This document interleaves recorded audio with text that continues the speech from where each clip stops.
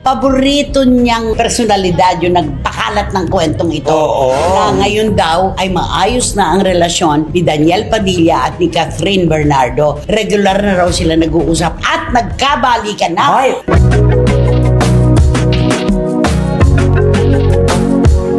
Pero ang tanong, nanay ng bayan, ano na ang karir ngayon ni Catherine after Alden nawala si Daniel na babalikan?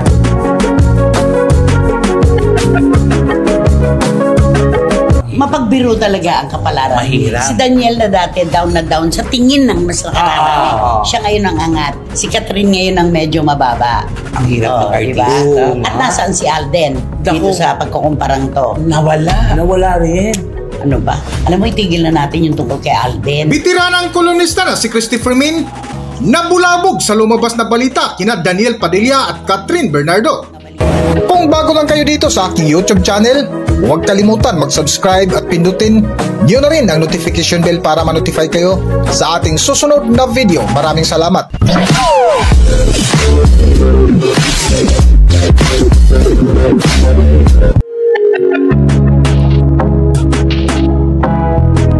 Viral ngayon sa social media ang lumabas na balita na di umano nagkabalikan na ang dating magkasintahan na sina Catherine Bernardo at Daniel Padilla. Lumabas nga ang nasabing chismis mula sa nagpakilalang pambansang chismoso na si Christian Albert Gasa o kilala bilang si Zian Gasa. Ngunit sa vlog nga ng bitiranang kolumnista na si Christopher Min ay pinagtawanan lang nila ang kumalat na chismis sa balitang balikan ng dating magkasintahan na sina Catherine Bernardo at Daniel Padilla. At eto, si Wendell ang babangka dito. Paborito niyang personalidad yung nagpakalat ng kwentong ito.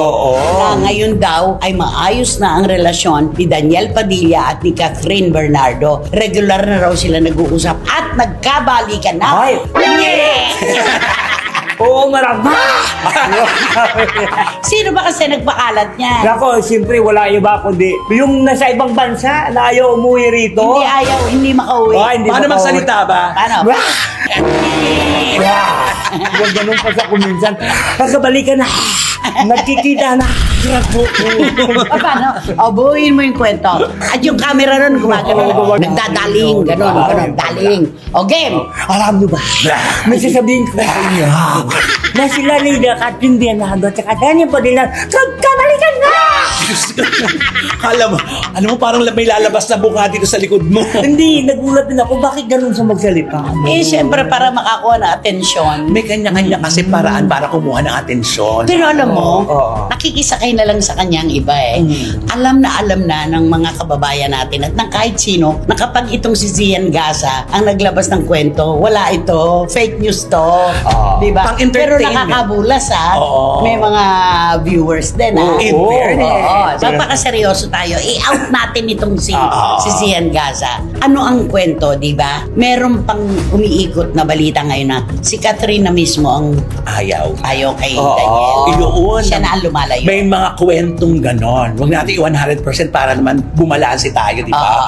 May umiikot na ganon na parang ayaw na talaga ni Catherine makipagbalikan. At meron din namang kwento, kontra-kwento doon, na si Daniel naman daw talaga ang ayaw nang makipagbalikan. Kumbaga, napag-aralan niyang wala na si Catherine sa buhay niya. Tignan mo nga naman. Kaya nga idinidikit siya ngayon kay Kyla Estrada, na napakagaling na actress. In fairness. Sa Incognito. Ano yun? Para wag magkalayo. Carla Estrada ang mami niya, Kyla Estrada naman ang kanyang pinopormahan. So pag nagkatuloy sila, Estrada. Di ba? Paano magiging Estrada? Padilla. Padilla siya. Kaya nga si Zian, di magiging ganito na. Alam niyo ba? Lalabas na! Itong katotohanan. Nakakaloka. At saka, palagay ko nga itong si Daniel ay sumabay na sa panahon. Kailangan. No? Kailangan. Kaya lang, nakakasilip ngayon kasi ang mga kababayan natin dahil biglang nawala naman sa picture si Alden Richards. Alam mo, nakakapanghina pag nangyayari ang pinag-uusapan. Ako nga, gusto kong tuldukan agad pagdating doon. Yan ang tanong na hindi ko kasi masagot. Diba? Kasi mismo ako, umasa ako na buong akala akin ang iyong mundo. Di ba ano yun? Daya Umasa ako ang buong akala akin ang iyong mundo. Pala yun. Anak ko. Kaya nakakapanghinayang. Ay, kakalungkot. At ngayon nga nawala na si Alden sa larawan. Ang sinasabi, nagkabalikan sila ni Daniel. Pero ang dami nating sources ang nagsasabi na imposible na pag-aralan na ni Daniel na wala na si Catherine. Alam mo, idire-diretso niya na yan. At si Catherine din naman, tanggap na rin niya na hindi na si Daniel yung kahulugan ng mundo para sa kanya. Sa patuloy nga ng kwentuhan ni Nanay Christopher Min, ay napatanong ang isa nitong kasama na si Romel Chica kung kumusta na ang karir ngayon ni Catherine Bernardo matapos ang tambalan ni Alden Richards. Pero ang tanong, Nanay ng Bayan, ano na ang karir ngayon ni Catherine after Alden na wala si Daniel na babalikan? Nakakapansin nga ang marami na pagkatapos ng Hello Love Again, bakante. May mga plano pero hindi pa na-execute. Yes. Kahit naman si Alden. Meron pero pa. si Alden may produksyon eh. Oo, Di ba? meron. Anytime. Oo, tsaka meron sa pelikula, di ba, ginagawa? meron din siya. Oo. At magkakateleserye din siya. Yung kay Catherine. Tapos nagbabardagulan pa ngayon. Yung Don Bell at Oo. saka si Ay, Catherine. oo. Kasi Di ba? parang dahil doon sa switching PGT. Oo. Sa Pinoy Yung Got palitan, Talent. oo. Ano siya kay Donnie Pangilinan. Oo. Hindi raw bagay kasi probinsyana daw. Itatambal mo sa isang Manileño. Parang konyo-konyo. Parang kinakawawa na naman si Catherine ngayon. Ako'y na-under na Diba? naman si Catherine. Kaya, Baka ito naman pasimula na para ma-build up ang kanilang ano. Paano kasi pareho din kanilang initial, di ba? Daniel Padilla, DP. Donnie Pangilinan, DP din. Another DP. Oo, another Oo. DP din. Galing, naisip mo yun. Kaya lang yung pagkukumpara, sosyal na sosyal daw itong si Si Donnie. Bel Mariano. Ay, si Bel, oo. Tapos daw, itong si Catherine Provinciana. Masama. Huwag naman pong gano'n. Huwag Ay, ng personalan. teka naman. Unang-una, malay naman natin. Kasi nagkaroon nun ng video, naalala mo sa dance floor. Ay, yung sumasayaw. Binigyan niya ng drinks. Oo, yun. So, ngayon, talagang nagbabardagulan yung dalawang kampo. Alam mo na ang showbiz talaga, bilhin mo, yung nandito na, yung papaakyat pa lang, inahatak ng ano, kumpara-kumpara. Paglalabanin. Paglalabanin talaga. Ano ba maipapayo mo kay Catherine Bernardo? Di ba? In English. In English. In English. To Miss Catherine Bernardo, never mind about the... Never mind. Never mind about Excuse me po. never mind about the issue of your love life or your love team. Just go on to your career because after the movie of the you and Alden Of the UN yan. of you and Alden Richards, your career will be the touchdown. Pababa.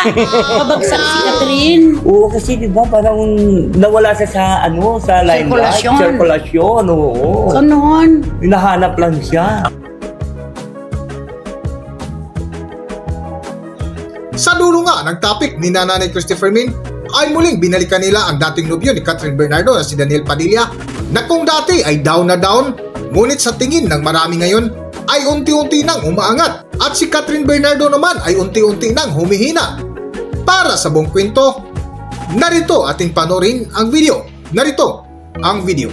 Mapagbiro talaga ang kapalaran. Mahirap. Si Daniel na dati down na down sa tingin ng mas nakararami. Siya ngayon ang angat. Si Catherine ngayon ang medyo mababa. Ang hirap ng diba? artista. At nasaan si Alden dito sa pagkukumparang to? Nawala rin. Ano ba? Alam mo, itigil na natin yung tungkol kay Alden. Nalungkot ako. Ayoko na. Ikaw. Naku, mag-aabang pa rin ako kay Alden. Ako ayoko na. Sa mo abangan si Alden? Saan? Saan mo abangan si Alden? Baka magkita sila. Ikaw magsasalita ka ng ano, laging may ano, pag-iisipin mo yung mga tao. double meaning. Sa mga abangan. Sa maabangan, sa kanto. Hindi, sa television kasi parang nawawala siya eh. Wala ko abangan niya. Hindi naman siya mahilig sa ano, di ba? Isa ka pa eh. Sa maingay na lugar. Sa maingay na lugar, di ba? Yung Mamatay. oh no! Basta, text ko sa inyo. Ay, nako. Awitin para sa Catherine. Hanggang dito na lang muna ang ating video at kung nagustuhan nyo, huwag kalimutan mag-subscribe at pindutin nyo na rin ang notification bell para ma-notify kayo sa ating susunod na video. Maraming salamat!